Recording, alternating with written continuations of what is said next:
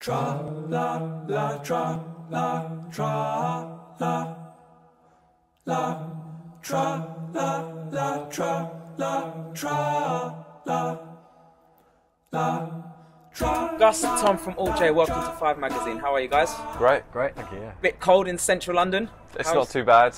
How did you guys get together? We met at university. We were all sort of first years at Leeds Uni, and we made friends, and then just kind of decided to start a band, really. What were you guys all studying?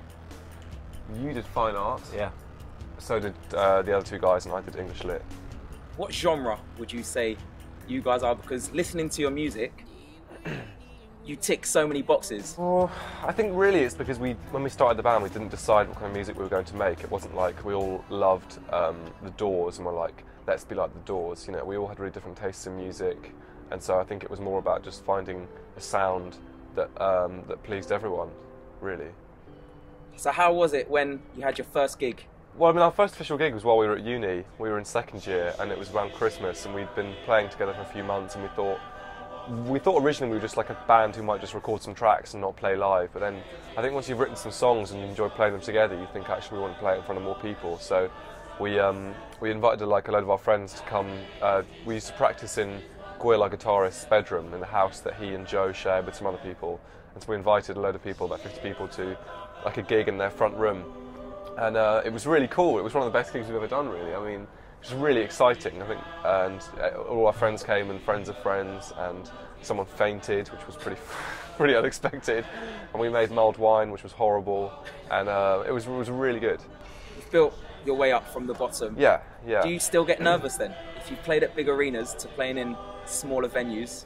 Well, yeah, that's it. Smaller venues are actually more scary than bigger venues because it's so much more personal. Yeah, you can see, like, literally there might be somebody right next to my foot while I'm playing, and that is just it's odd. It's really odd. So I get more nervous for smaller shows. Bigger shows, it's less personal. There's a different vibe. It's great, but it's not as intimate. Yeah, you can almost forget the audience are there.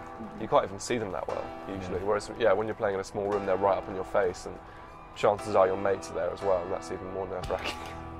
So you talk about what you do in the studio. What is your process? Do you literally just go in there and freestyle, or do you have sort of a method? Or usually we have a structure, at least, of a track finished, which we're all comfortable with, and then that's the reason we go into a record. Like we don't go in with nothing, and so we have a good idea of what the track is, and we go to our producer Charlie, and he's got a really good way of advising us, and sometimes our structures aren't too they're a bit kind of unorthodox. Yeah. And it's hard. It's not hard to listen to, but it can be made better with Charlie's kind of advice. And so it can take a while, or it can take a couple of days. It's kind of, there's no real method, I don't think there is. Yeah, I think maybe if there is a method, it's that we have the finished song, which we've been playing live and stuff, and we put down everything that we've got, and then it's like, right, let's get a bit creative. And Charlie, our producer, has lots of kind of little weird instruments lying around the studio, like toy instruments and interesting sort of pieces of percussion, and he had a harp in there last time we were there, which was interesting. Yeah, and also a sitar. And so it's like, then we kind of put in loads of extra layers of just stuff where we're just messing around and trying stuff out, and a lot of that gets taken out and doesn't make it to the final cut, but still each track will have added richness from that kind of playful, creative element.